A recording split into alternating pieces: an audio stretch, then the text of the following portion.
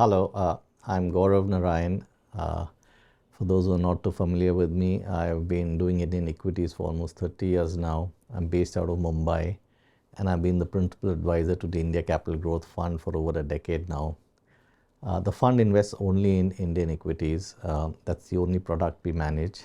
What's very unique about the fund is that it's invests in the mid and small cap segment of the market, and that's really the area of the market where you're seeing a lot of activity, and really future potential companies are in this segment of the market. So what I'll really do is talk to you for about 20 minutes on really what's happening in India and how we play the India story through our fund. Now, India is actually in a very exciting phase. The economy is doing exceptionally well. To give you a perspective, in the last 3 years itself, the GDP has grown at almost 8% per annum. But what's more exciting is the outlook. As you can see in this chart in front of you, the IMF itself forecasts India's GDP to grow at over 6% per annum over the next 5 years. This makes it the fastest growing large economy in the world. And if these growth rates projections really play out, India would actually end up being the third largest economy by GDP in the next 5 years itself, ahead of both Germany and Japan itself. Now, the government has actually a lot more ambitious targets. The government is looking at a growth in excess of 7% per annum. And the bigger vision is that in the next 25 years, India should be a $30 trillion economy and actually be classified as a developed economy. So really, there's a lot of confidence in India. But I would say why is this is simply because the economy itself has seen a big transformation. And I'll really try and take you through that what's really happened over the last decade, which instills this confidence amongst both investors and corporate India. I think the core to it is that India has had political stability. The Modi government, this is the third year of it in power. And if you really look at this chart in front of you, we've had almost a 25-year period between 1989 and 2014 when there was no single party which came to power. There was a coalition government, and it's only in the last 15 years that we've seen stability. Now, what it brought about was one, very dynamic and strong leadership. The second factor was ideology-wise, they were very growth-focused, but along with, I would say, economic discipline. But I think the key factor is that it led to policy continuity, and really that's the big changing driver. Now, what's happened is there's three structural changes that have happened in the economy because of this. The first is huge economic reforms, and this really happened in the first period when the government came into power. I would say in the first 3 years between 2014 to 17, huge structural changes. If you take, say, the taxation system, the entire system was overhauled. From thousands of different taxes imposed by the states and central government, today you have 4 uniform taxes under the GST. Take the banking sector, a new bankruptcy code. Prior to this, you never saw Indian business houses lose control of the businesses, even if they defaulted on loans. Today, that's absolutely changed. A default with one bank means you're classified as a non-performing assets across the banking system. I think the third area was on the real estate sector, where actually there was no regulator at all. Today, from a, I would say, a developer's market, the whole market has shifted to a consumer-driven market. So I think this was the core change. But if you see in the chart in front of you, it's really led to a lot of disruption. The banking system took the brunt of it. A huge number of companies defaulted, especially in areas like steel, cement, real estate.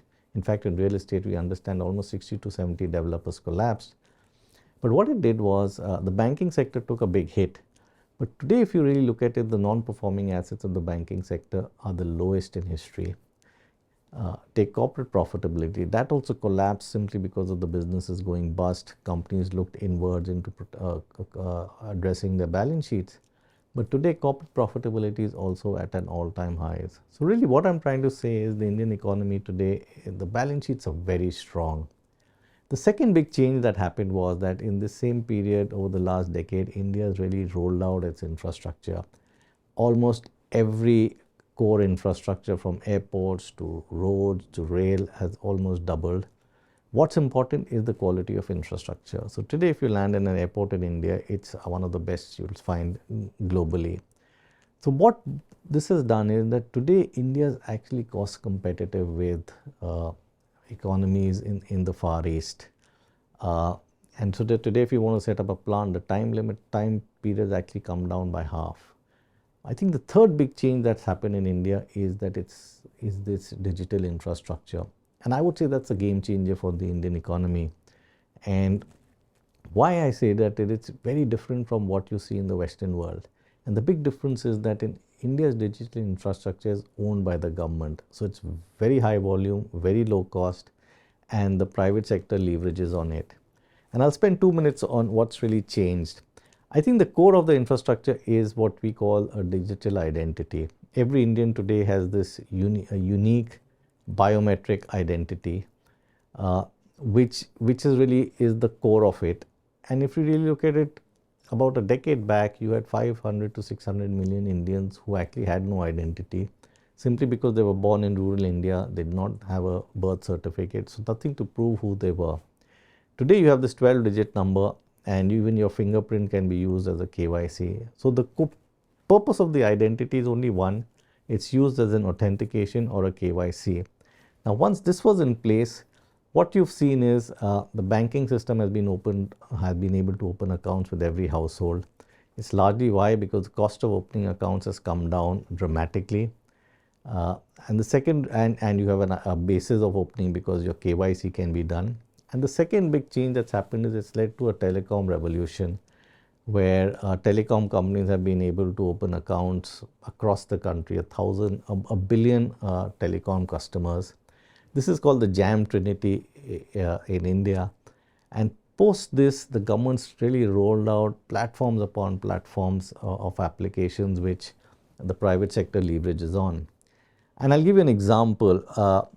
Take the United Payment Interface. This was a payment gateway which the government introduced. And what's unique about it is it's something like a Visa and a MasterCard, except that it's free. The adoption has been dramatic. Today, on an average, you have 500 million transactions happening every day. That's 45% of global real-time transactions. So today, if you're even a vendor who's selling vegetables or fruits on the roadside, you'll find he has a QR code. You can buy an apple and just pay just two pence worth of apple and transfer it into his account. That's what's changed. For the government itself, all the welfare schemes, subsidies which have to go to the poor or a section of society, it gets straight into the bank accounts. Zero leakages, zero frauds.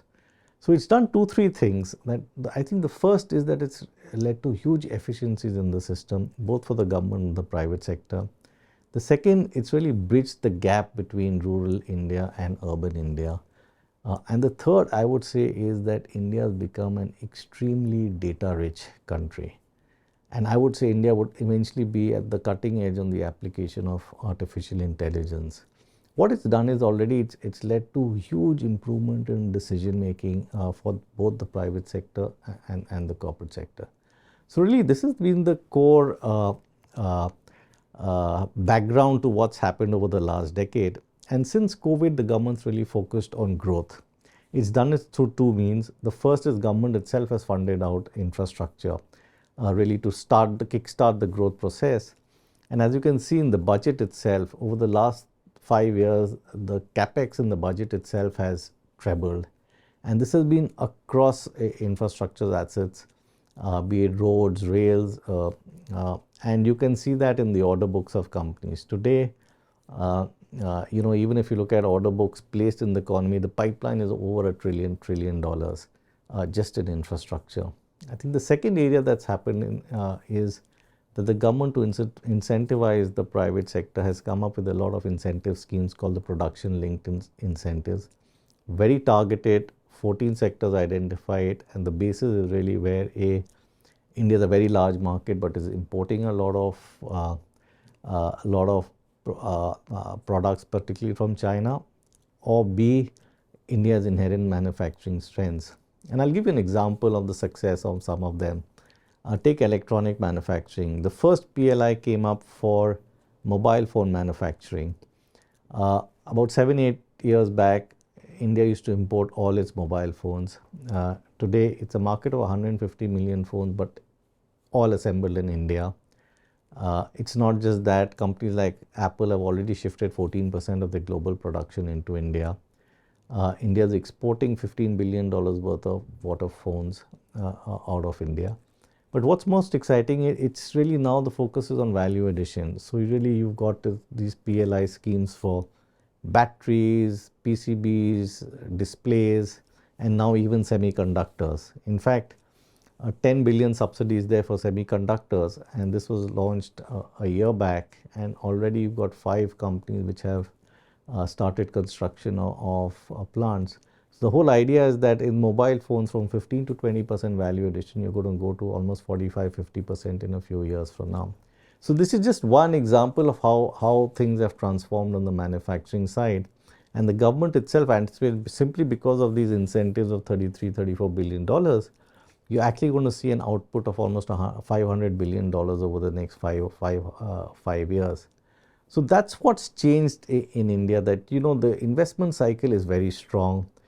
Interestingly, even on the real estate sector, we've had 8 years when property sales were flat, largely because of the reforms-led disruption. But it's only in the last 3 years you've started seeing sales pick up. But interestingly, even in real estate, while it's a problem factor in a lot of countries, in India the inventories are at record lows, which actually gives you visibility that the cycle is still in the early stage of its growth phase. So really, while that's the investment side of it, I think the big story of India is on consumption. Because for India, it's the largest populated country in the world, but it's a very young country. And in fact, if you look at statistics by the United Nations, India would be adding almost 180 million people to the working population over the next 2 decades. That effectively means 20% of the global workforce will be in India. And the fact that per capita consumption is only about $2,700 in India, as the growth takes place, the incremental income will really go into consumption. So really, India is really entering a phase of not just investment, but a consumption cycle as well, which is where the confidence on the growth is happening. And if you look at it in numbers, really what's happening on the economy, every parameter you see is seeing very strong growth, be it the purchasing manager index, be it the sort of order books of capital goods companies. In fact, every company you speak in the capital goods sector claims that the order books are the highest ever. You have 3 years visibility on sales, on revenues, simply by the existing order book. Other factors like credit card, that credit growth in the system is running at decadal highs. So really, on all parameters, growth is really strong, which is the big opportunity. Coming a bit to the macros of the Indian economy, I think the one fact one has to really stress is on a very clear example is how the currencies behaved. And why I specify on the currency is that India used to be called one of the fragile five companies, clubbed along with Turkey, Brazil, Indonesia, etc. And the simple reason was that India ran a current account deficit simply because we imported almost 85% of our oil. So anytime there's a global crisis, in a short period of time, India's currency depreciated almost 20 to 30%. But what we've seen post-COVID is that India's currency has been amongst the least volatile amongst global currencies. And the reason behind that is, again, there's been a structural change here, that India's now got forex reserves of over $700 billion. That's actually equivalent to over 12 months of imports. And here the reason is 2 factors, or rather I'd say 2 or 3 critical factors. One is India has become a powerhouse in software services exports, which really actually offset the imports of oil. But secondly, on the capital account itself, you've seen remittances coming in at over $100 billion annually. You're seeing foreign direct investments of almost $70 to $80 billion annually. And these are long-term investments. It's not volatile flows coming into India. So India has actually been building up its reserves, and this has really given the central bank a lot of flexibility in managing the exchange. So I'd say on macros, current account I think is settled, and even on there's a lot of fiscal discipline, and inflation is also under control. So I'd say India's never had a better outlook. What is the challenge in India today? I think the biggest challenge for all of us fund managers is simply that valuations are expensive. India has been amongst the best performing markets on a 3-year basis, on a 1-year basis. And if you just look at the mid caps itself, they've really blown global markets out, the sort of returns they've given. So whatever valuation parameter you look at, India looks expensive, be it price to earnings ratio, be it market cap to GDP ratio. The levels have never been seen earlier. There are two factors behind this. One, of course, is that the earnings have also been very good. Corporate profitability is very high. ROEs of the market at almost 16%. So structurally, the corporate sectors are doing very well with visible growth. But I think the other issue, which is where is liquidity. And interestingly, it's not foreign portfolio investments which are driving markets, but it's really the domestic institutional investors which are driving market.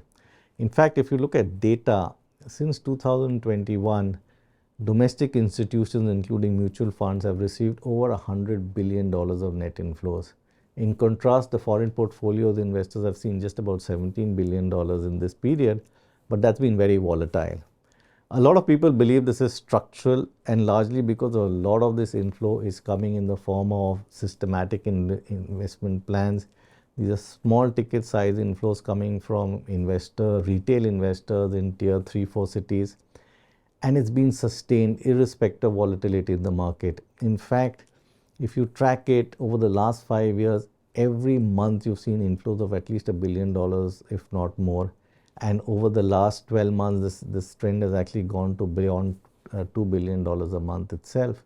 This, most people believe, is very structural. And the simple reason behind that is that, because of the digital infrastructure in place, a lot of investors in tier 3-4 towns who never had access to markets, who really invested only in real estate, property, or fixed deposits, are now putting small doses into the equity markets. And even today, household savings in equities is just about 6% of total savings. So structurally, it seems to be something which is sustainable. So really, that's driving markets. But having said that, you're also seeing a concern. A lot of capital raises happening to absorb this liquidity. You're seeing promoters selling down their stakes. For the first time, we are seeing multinationals reducing stakes in India. But having said that, the breadth of the market and depth is also increasing, because you're having some very interesting IPOs which have come up. This year itself, about $8 billion have been raised, another $10 billion in the pipeline. So while the liquidity is being absorbed, it's creating breadth and depth to the market, but it's also concerned that, if promoters are selling stake, it's really also reflecting that they also feel there's excessive valuation. So as an investor, what do we do? As a fund manager, really, the key is how do you invest in an environment where you yourself believe that valuations have gone ahead of time and earnings will have to really play catch up. So for us, it's really all about playing it through a very high quality portfolio. We are very, very system and process driven. We really don't go after narratives. We don't go after trending themes. What we are focused is that any business we look at owning it from at least a 3 to 5 year perspective. We're looking at growth which is predictable and sustainable. And most importantly, our portfolio should have very high quality companies. And by that, I mean strong leadership. And by leadership, I mean governance as well. But more importantly, a very strong business, which is reflected in cash flows and return ratios. So really, that's what we are doing, that we are really not chasing stocks. We are really buying into businesses we want to own for a long time. By default in the process, you will find that while we play in the mid and small cap segment of the market, most of the companies are leaders in this space. We have a bulk of our portfolio is what we call consistent compounders. Many of these companies we've owned for almost 7 to 10 years in our portfolio, and they're really delivering that 15 to 18% earnings growth. Where we are investing incrementally are businesses which have strong niches, either in technology or various other entry barriers, which gives us the confidence that the growth is going to be predictable and over a longer period of time. So while yes, valuations do turn expensive, if you really holistically look at our portfolio, you'll find that our earnings growth, even going forward, despite a high base, is compounding at over 20% per annum. Valuations, yes, are almost 30% more expensive than what we've seen in the past, but we are being very cautious. For example, we've capped individual stocks weights simply because valuations are more than what we feel are realistic. So every time the stock moves up, we just take profits. The new stocks we've added, we've actually increased the number of stocks in our portfolio. We used to be between 30 to 32 stocks. Today we're at about 36 stocks in the portfolio. And the reason is, ideally, we'd want to own 3% in a company which we want to buy. Today we've toned it down to 1.5% weight, simply because we're buying them at a valuation which we feel is still about 10%, 15% higher than what we'd wanted. But we're so confident on the business that we want to own that, if valuations come down or stocks correct, we're just buyers of those stocks in the market. So really, that's the core philosophy of our fund.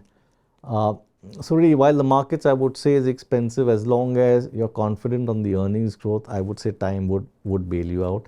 I'd actually be very happy if the markets move sideways for the next 6 months or 10 months, so that valuations play catch up and you're in a realistic valuation zone.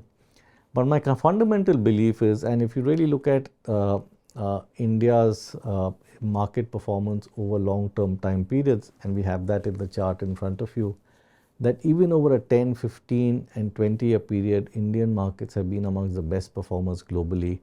In fact, over 20 years, India has done even better than the S&P, even on a sterling basis.